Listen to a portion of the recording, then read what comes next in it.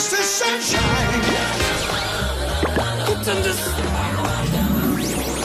転がして大きくするゲーム、みんな大好き塊魂。Someone on a recent live stream asked me a question that should have been easy to answer. Why do you love Katamari so much? On the surface, that feels like the kind of thing you can respond to in a sentence or two. Maybe even a joke about rolling everything up because it's funny. But when I actually tried to explain it, I realized I didn't have the words ready. I just sort of paused, staring at chat, knowing exactly how the series makes me feel, but not knowing how to articulate any of it. And that stuck with me.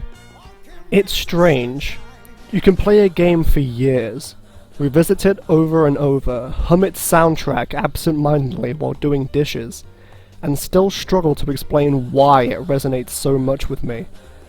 Love isn't always loud or dramatic. Sometimes it's slow, gradual, the kind of affection that sneaks up on you until one day you realize it's rooted itself somewhere deep. Katamari is like that for me. It's never demanded attention, never tried to be the most important thing I've played. It's just been there. Quietly, consistently, and always leaving me a little happier than before on subsequent playthroughs. So this video is my attempt to finally answer that question. Not with a single neat explanation, but by unraveling all the small, tangled reasons this series means what it does to me. It's me trying to put feelings into words. To understand why this bizarre little game about rolling up thumbtacks and skyscrapers has managed to occupy a part of my heart that so many louder, bigger games never touched. If nothing else, maybe by talking through it, I'll finally figure out what I wanted to say on that stream. Before I get into why the series means so much to me, it's worth taking a moment to talk about what Katamari Damacy actually is. Because even now, 20 years after its release, it still feels like the kind of game people hear about long before they actually ever see it. And when they do see it, it's usually followed by some variation of, wait, what am I looking at? The original Katamari Damacy came out in 2004, created by a small team at Namco led by Keita Takahashi, an artist who, depending on who you ask, was either brilliantly unconventional or delightfully unhinged in the best possible way. Takahashi wasn't interested in making a traditional video game.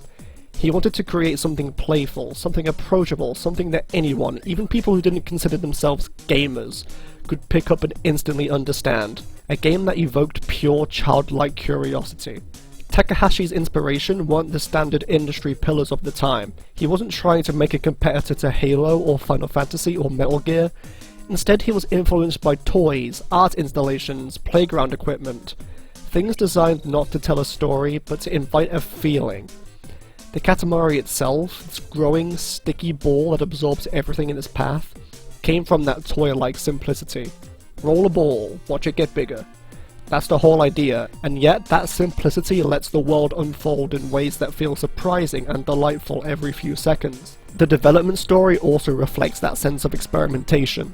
Katamari Damacy was originally a low-budget project, almost a what-if, more than a corporate initiative. Namco didn't expect it to become significant, but the team poured personality into every corner of the game. The music, the writing, the visual absurdity, and somehow this tiny project with no marketing push ended up becoming a cult phenomenon. It wasn't just a hit, it was a statement. A reminder that games could be strange and small and earnest, and still deeply impactful. And beneath all of Katamari's bright colours and goofy humour, the first game carries a surprisingly pointed message. The king of all cosmos destroys the stars because of his own clumsiness and ego, and then tasks his tiny son with cleaning up the mess. It's funny, but there's something else simmering beneath the surface. A quiet commentary on consumption, excess, and the way modern life fills itself with objects until we barely notice the weight of it all. Every level is built out of the everyday clutter of human existence. Trinkets, tools, junk food, toys. And by rolling it all up, the game almost forces you to confront how much stuff we surround ourselves with. But it never feels cynical. If anything, it's oddly gentle. It takes this mountain of consumer trash and transforms it into something playful, even beautiful. The message isn't look at all this garbage, it's look at how joyful the world can be, even in its messiness. That contrast, that blend of absurdity and sincerity, is part of what makes the first Katamari stand out. It wasn't parody, it wasn't criticism, it was something stranger. A sincere, whimsical embrace of the chaos of modern life. For viewers who've never touched the series, that's the heart of it. A simple game with simple controls, born from an unconventional vision, wrapped in humour and carrying a subtle undercurrent of commentary that you can feel even if you've never consciously noticed it. It's a series that looks ridiculous from the outside, but once you're in it, there's a richness and warmth that's hard to forget. When I think about why I love Katamari, the first thing that comes to mind is honestly the simplest. There is nothing else quite like it. Not much like it, not a few games come close, I mean nothing. Katamari stands completely alone, in its gameplay, in its humour, in its art style, in the abstract feeling it creates when you're actually playing it. And that's rare. Games borrow from each other constantly, sometimes intentionally, sometimes just because genres evolve in certain directions. But Katamari feels like a creation from another world, a design philosophy that somehow slipped into the mainstream by accident. Even its core mechanic, rolling a ball that grows by picking up anything smaller than itself, sounds like something that should have been copied endlessly. It's so intuitive, so immediately understandable, that you'd think imitators would have popped up everywhere. But none did. And I think the reason is that Katamari isn't just a gameplay idea. It's a tone, it's a worldview, it's this bizarre alchemy of earnestness and absurdity that can't be recreated by replicating the surface level mechanics. Other games can let you pick up objects, other games can have colourful art styles, other games can be funny, but none of them feel like Katamari. Part of that uniqueness comes from the humour. Modern games often treat humour like a seasoning, a sprinkle of jokes, a few goofy characters. Katamari, on the other hand, lives in humour, it breathes it. Everything from the king's rambling monologues to item descriptions to the sound effects is soaked in this warm, weird, slightly off-kilter absurdity. It's not comedy built around punchlines, it's comedy built around personality. And then there's the art style. Katamari's visuals aren't trying to be realistic or detailed or cutting edge, they're trying to evoke a feeling, almost like a pop-up book made out of construction paper. Everything is blocky, colourful, toy-like, simplified down to its most iconic shapes. It's a world that feels handcrafted, like someone cut it out with scissors and glued it together.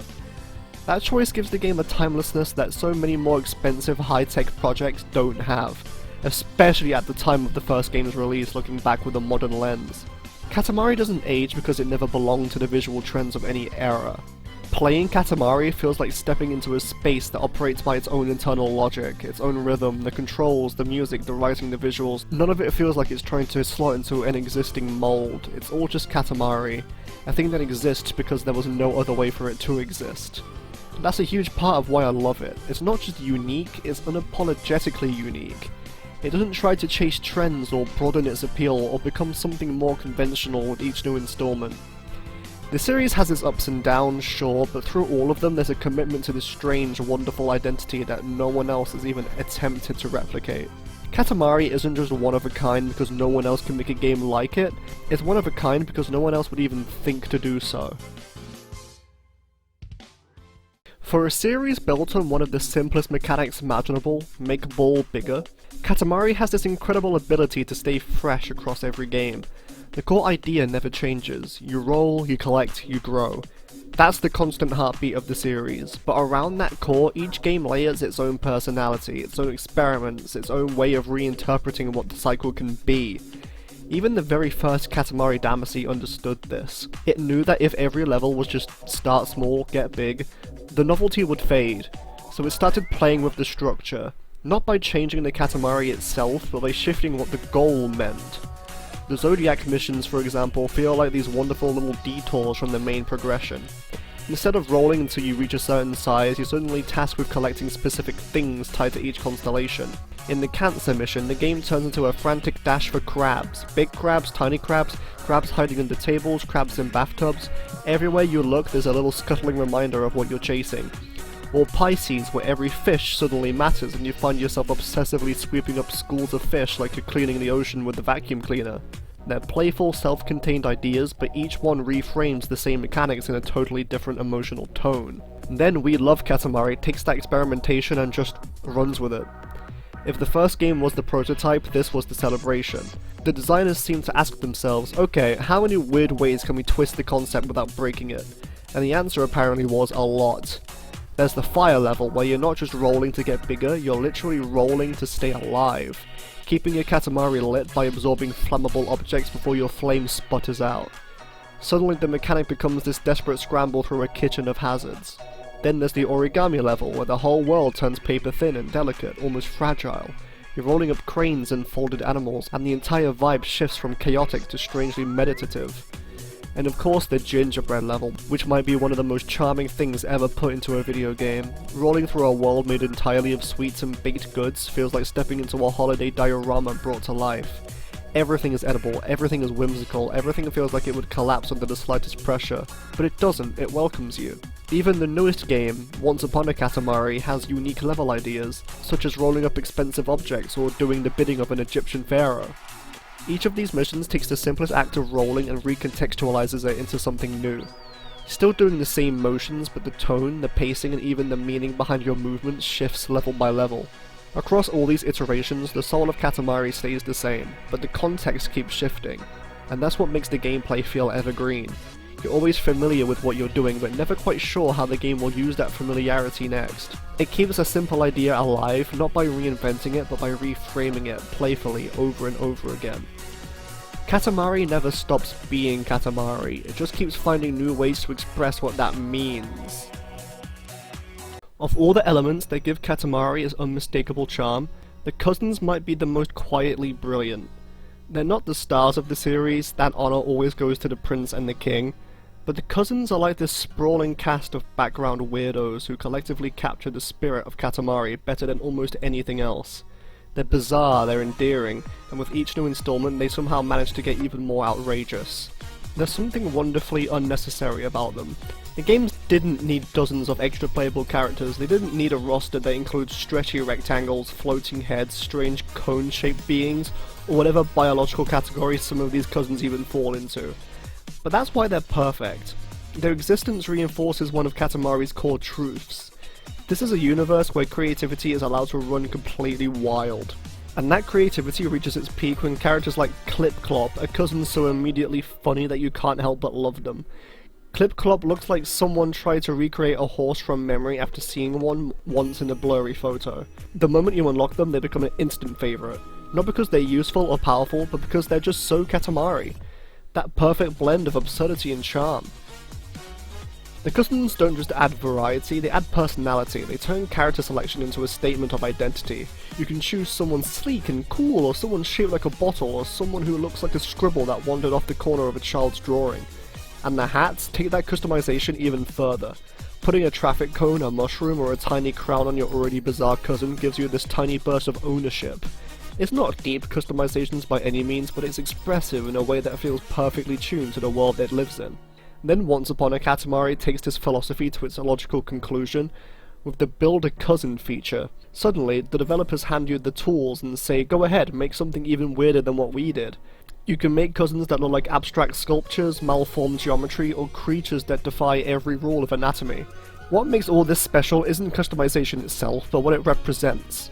Katamari has never been about fantasies or optimization, it's about joy, creativity, self-expression. Even if that expression comes in the form of a wobbling cylinder wearing a top hat. The cousins invite you to lean into the weirdness, to embrace the nonsense, to make the game feel a little more like your own. In a series built around rolling up worlds, the cousins are the tiny lovable proof that the world and the people in it are allowed to be as strange as they want to be. And that's a message that perfectly fits with everything Katamari stands for. You can't talk about Katamari without talking about the music. In a series already overflowing with personality, the soundtrack is the lifeblood. The thing that turns rolling objects into a kind of vibrant, rhythmic ritual. Katamari's music doesn't just accompany the gameplay, it defines it. It sets the emotional tone, shapes the pacing, and injects this infectious energy into every moment. The original soundtrack was a miracle. Jazz, pop, a cappella, lounge, electronic. Styles that should clash with each other somehow blend into this cohesive celebration of pure joy. Every track feels handcrafted, like the musicians were given complete freedom to be as weird, as sincere, and as exuberant as they wanted to be. And in typical Katamari fashion, it works because it's not trying to be anything but itself.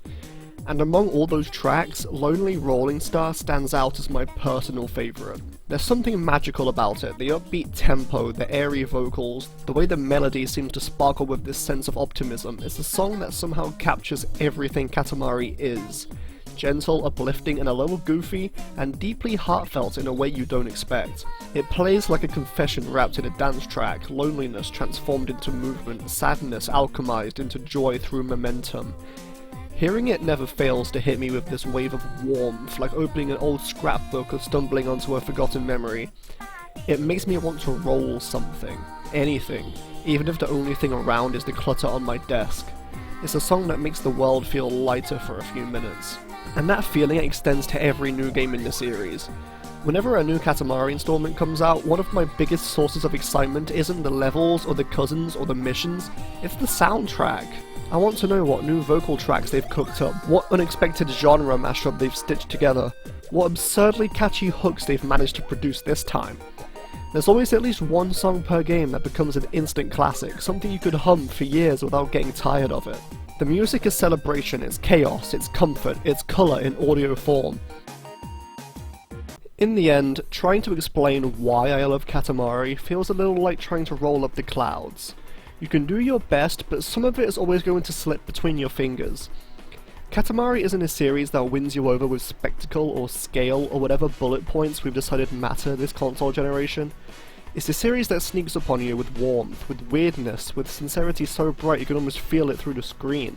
These games shouldn't work. On paper, they sound like a joke that got out of hand. Roll up the world with a sticky ball while a sparkling space monarch complains about his hangover. But in practice, they become this strangely emotional ritual. You're given a little world, a little chaos, and asked to make something whole out of it. And every time a new Katamari game comes out, I get that same flutter of excitement. Not just to see what new cousins exist, or what fresh music I get to obsess over, but to feel that weird, wonderful magic again. To be reminded that games can still be strange and beautiful and deeply, deeply human. Because loving Katamari isn't about mastering a system or uncovering some grand narrative. It's about the joy of rolling something tiny into something meaningful. It's about laughing at how ridiculous everything is, and then, almost by accident, feeling something honest underneath the absurdity. And if that's not the purest kind of video game love, I don't know what is. So if you've never tried these games, or if it's been a while since you've last made a Katamari, maybe give it a chance. Let yourself get lost in it. Let yourself roll with it. You might find, like I did, that there's something quietly profound hiding inside this goofy little series. Something that sticks with you long after the credits roll. And as always, thanks for watching, and keep on rolling.